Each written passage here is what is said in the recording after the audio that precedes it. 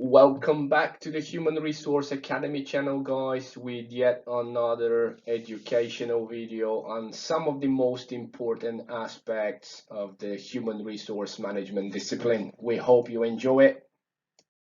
In this particular video, we are going to review one of the essential general management concepts that is often being used within the HRM context. So without any further ado, let's get started. Today's particular topic relates to the internal versus external environment. Now, over the years, I have actually realized that many students, in fact, have a difficulty in defining as well as describing the main differences between the external and internal environment. So what we want to do today is we want to first of all define the internal as well as the external environment and then describe the main differences between these two.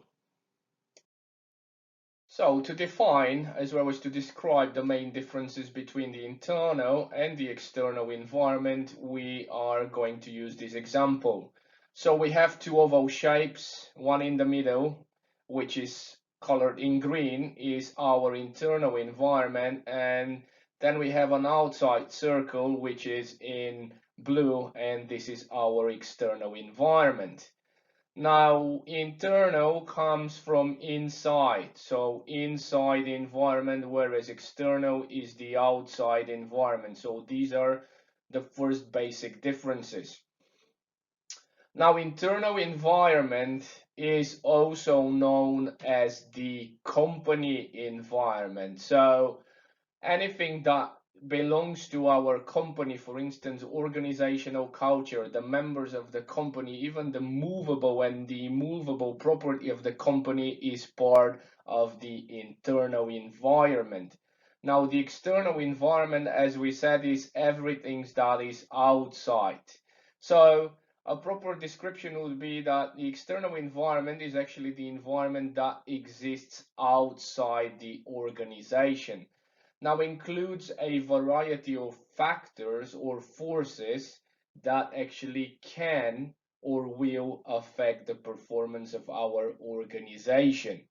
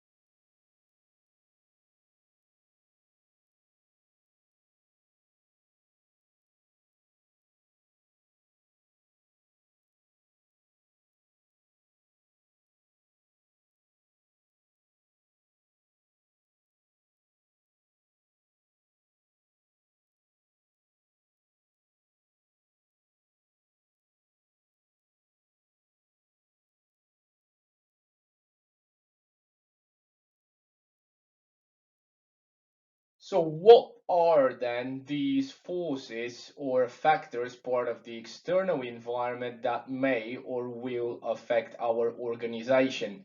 Now, depending on whether you are studying principles of management or marketing or human resource management or any other discipline part of the international business and management field, there may be slight differences. Over here, I have taken a figure out of one of the best books that you can have on the essentials of management. And according to the authors, the external environment is actually affected by 6 different factors: political, as well as legal, demographic factors, economic ones, socio-cultural, technological, and global. In another video, I will go into further detail as to each and every factor, define it, and give you some examples as it how it can actually affect the organization. But what I want to say here is the so-called global factor is not really a typical factor that you may find in other books. Now, an important question, however, is why do we actually need to look at all these external factors or forces? Now, as the book by Robbins and Coulter says, external environmental conditions change all the time, especially in this dynamic world that we live in today.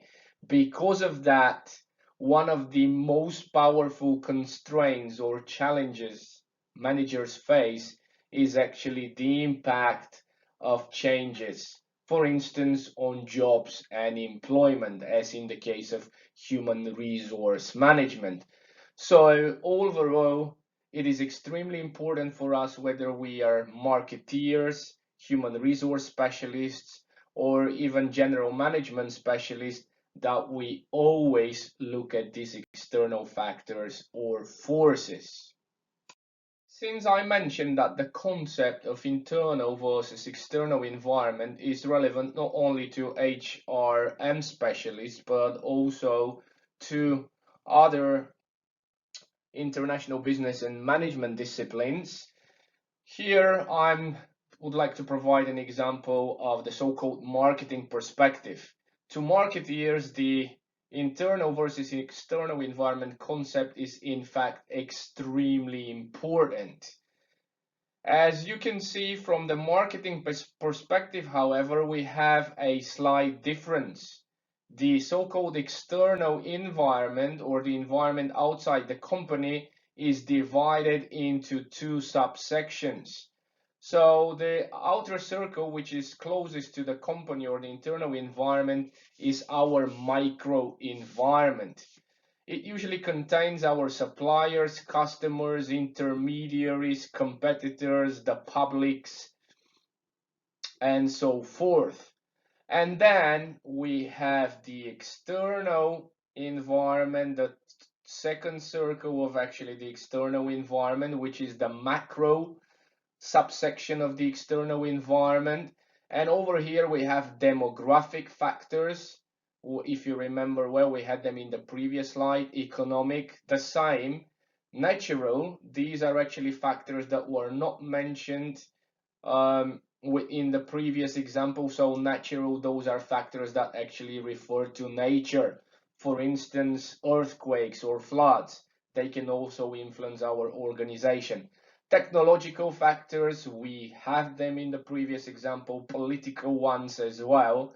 And then cultural, in the previous example, they were actually stated as socio-cultural. So the only difference in terms of the so-called external factors would be the natural. In the previous slide, we had global, which is very, very different from what we have here in terms of natural. And then most importantly, remember, especially if you're going to specialize in the field of marketing, marketeers look at the external environment from two sub perspectives: micro and macro. Finally, since your opinion matters to us, today's question, of course, is about the concept that we already covered: internal versus external environment. And what we want to hear from you is the following. What do you think are some of the techniques or approaches that we can use or apply in order to study or analyze the external environment? So in essence, there are techniques and approaches out there that specialists use in order to study the external environment. And we would be very much interested to hear from you what those or these approaches or techniques are. So please comment in the comment section below, and we look forward to hearing from you. This is all for today, guys. Thank you once again for watching yet another video on the HRM Academy channel. Do not forget to follow us Facebook, Twitter, LinkedIn, and of course, don't forget to click on the YouTube subscribe button so that you can stay up to date with the latest videos and other educational content that we will have for you in the near and far future.